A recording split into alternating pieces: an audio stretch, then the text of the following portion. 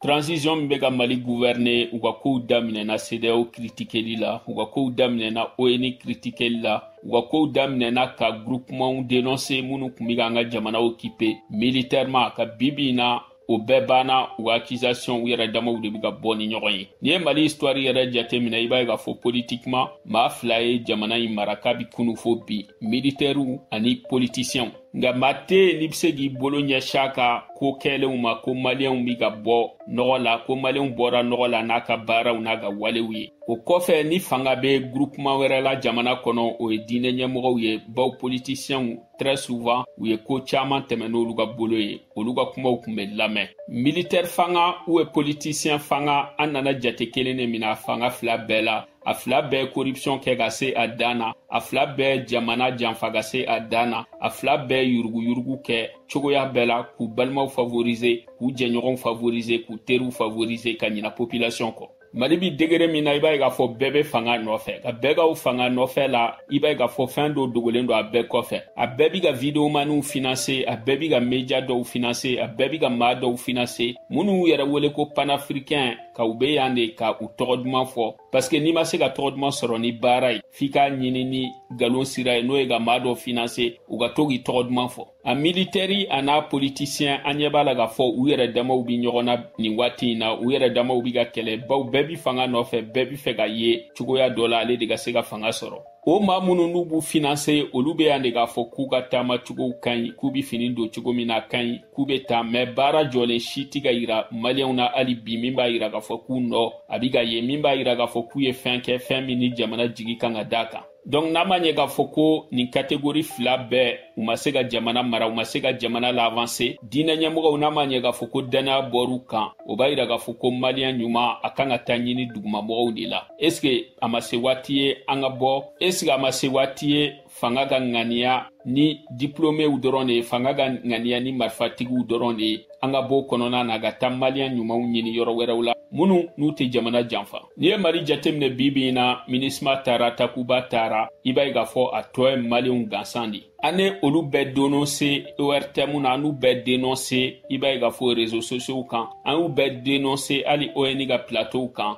k'an nana bali mun na k'a fɔ hali an yɛrɛ dama an ka jugu ni an ye minnu gɛn ye. O de b'a yira na ko maliyɛn hali n'a y'a jugu bɛɛ faga a yɛrɛ bɛ tila ka k'a yɛrɛ jugu ye tuguni. Maliyɛn misaliya a n'a image dɔ o ye CNT. I b'a ye k'a fɔ min ka di maliyɛn o ye ka confort dɔ sɔrɔ, ka chaise dɔ sɔrɔ min kɔnɔna fɛrɛlen don n'a b'i sigi k'i jan o sanfɛla la, ka wari fu sɔrɔ, ka baara yɛrɛ man di maliyɛn ye. Luxe ka sɔrɔ jamana ka taa ɲɛ o ye de n'i y'a sɔrɔ e bolo tɛ jamana kow la, n'i y'a sɔrɔ e ka dunta tɛ ka sɔrɔ. I bɛ jamana ka taalen ɲɛ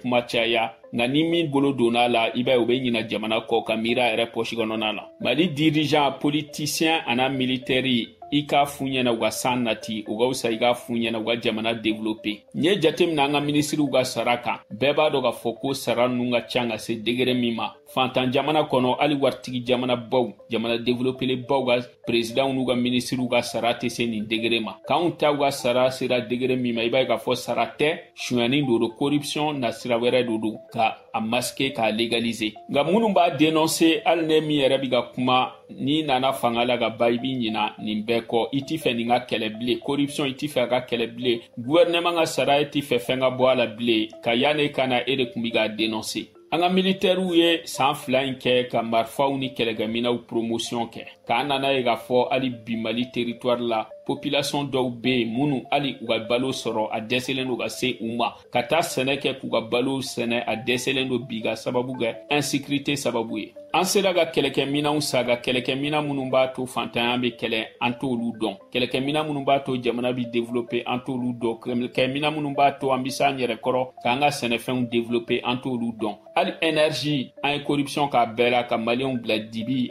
ani kurantanya la. O la événement laban min kɛra Mali la n'i y'a jateminɛ i bɛna ye k'a fɔ président b'an kunna min ye Asimi ye, président min ti kuma, an bɛɛ y'a fɔ kabi kuma jan ka fɔ a ti kuma, kabi baara la dibi la. O kɛrɛfɛ premier ministre kun bɛ yen min ka kuma ka ca, a bɛ video kɛ ala don o don, a yɛrɛ b'a yira k'a fɔ k'a ni Asimi bɛ ka baara sɛbɛnw kɛ, baara ɲɛnamaw kɛ, k'a nana bali mun na a yɛrɛ nana fɔ k'a fɔ k'u tɛ bɛn yɛrɛ, ko kow man ɲi wa jamana a bɛ gɛlɛya ni janfa kɔnɔ.